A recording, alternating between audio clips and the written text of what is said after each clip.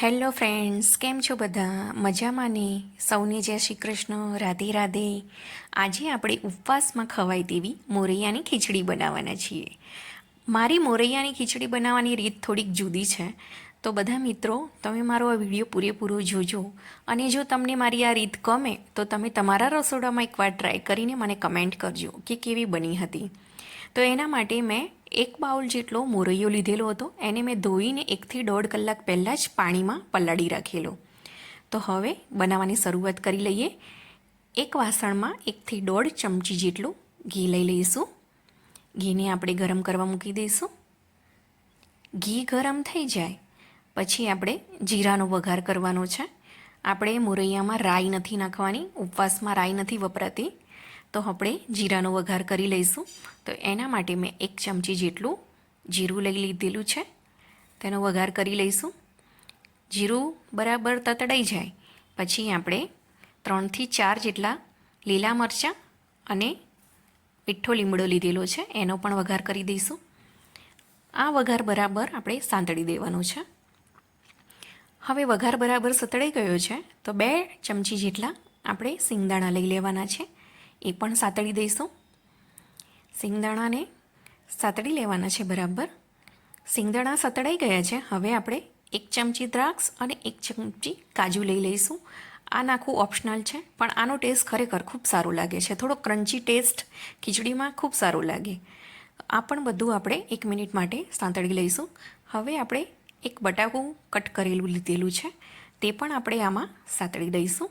1 થી 1.5 મિનિટ માટે આપણે સાતળી દેવાનું છે બધું, કેમ કે એની જે સ્મેલ છે ઘીની એ આ બધામાં બેસી જશે, બધા વેજીટેબલ, કાજુ, દ્રાક્ષ બધામાં. હવે આપણે 1 થી 1.5 ચમચી જેટલું મીઠું લેવાનું છે. મીઠું તમે તમારા ટેસ્ટ મુજબ લઈ શકો છો. જો તમે ઉપવાસમાં મીઠું ના ખાતા હોય તો તમે સેંધા નમક પણ વાપરી શકો છો. હવે આ બધું આપણે પ્રોપર સરસ રીતે મિક્સ કરી દેવાનું છે. આ બધું મિક્સ થઈ જાય પછી જે આપણે મોરૈયો ધોઈને રાખેલો હતો તેનું પાણી નિતારી દેવાનું છે અને એ મોરૈયાને જ પહેલાં આમાં સાતળી દેવાનું છે. તો હવે આપણે મોરૈયાને સાતળી દઈશું. મોરૈયો 2 થી 3 મિનિટ માટે પહેલાં આપણે આવી રીતે ઘીમાં જ સાતળવાનું છે, એટલે જે એનું એક્સ્ટ્રા પાણી હતું તે એબ્ઝોર્બ થઈ જશે અને મોરૈયો એકદમ ડ્રાય બની જશે. પહેલાં પાણી નાખતી પહેલાં જ આપણે આને ડ્રાય કરવો જરૂરી છે, તો જ એનું જે ફ્રેગ્રન્સ છે એ સરસ છેક સુધી એવી ને એવી રહેશે. હવે આપણે થોડીક હળદર નાખી દઈશું. હળદર નાખવી ટોટલી ઓપ્શનલ છે. તમારે ના ગમતી હોય તો તમે ના નાખી શકો, પણ મેં અત્યારે નાખી છે. હવે મોરૈયાનું બધું જ પાણી એબ્ઝોર્બ થઈ ગયું છે અને મોરૈયો એકદમ ડ્રાય થઈ ગયેલો છે. હવે આ સ્ટેજ પર આપણે 2 થી 3 ટેબલ સ્પૂન જેટલા સિંગદાણા અધકચરા ક્રશ કરેલા લેવાના છે અને 2 થી 3 ચમચી જેટલું ખાટું દહીં લીધેલું છે મેં. આ બધું જ બરાબર સાંતળી દેવાનું છે. આ બધું સાતળતા લગભગ 1 મિનિટ જેવું થશે. એ બધું સતળાઈ જાય એટલે આનો જે ટેસ્ટ અંદર એકબીજામાં બેસી જશે.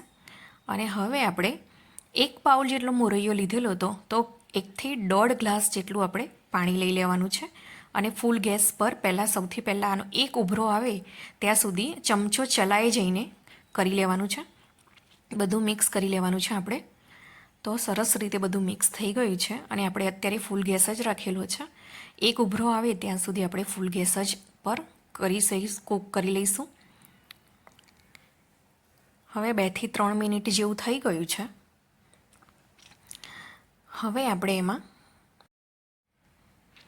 ઉભરો આવી ગયો છે તો 1 ચમચી ઘી નાખી દઈશું. આ સ્ટેજ પર આપણે ઘી નાખીશું તો મોરૈયો છૂટો છૂટો પણ સરસ અંદર લાગશે અને એની ટેસ્ટ પણ ખરેખર ખૂબ સારું લાગશે.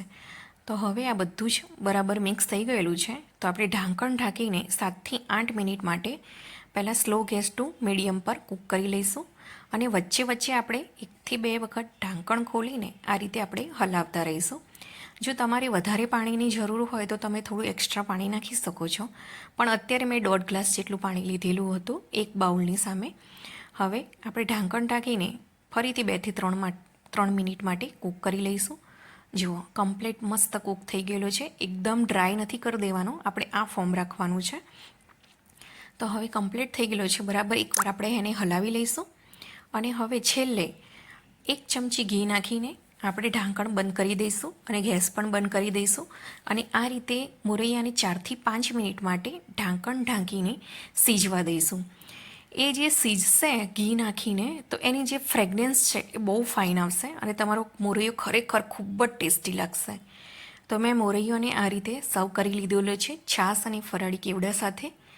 તમને પણ જો મારો આ વિડીયો ગમ્યો હોય તો મારી ચેનલને લાઈક કરજો, શેર કરજો, સબસ્ક્રાઈબ કરજો.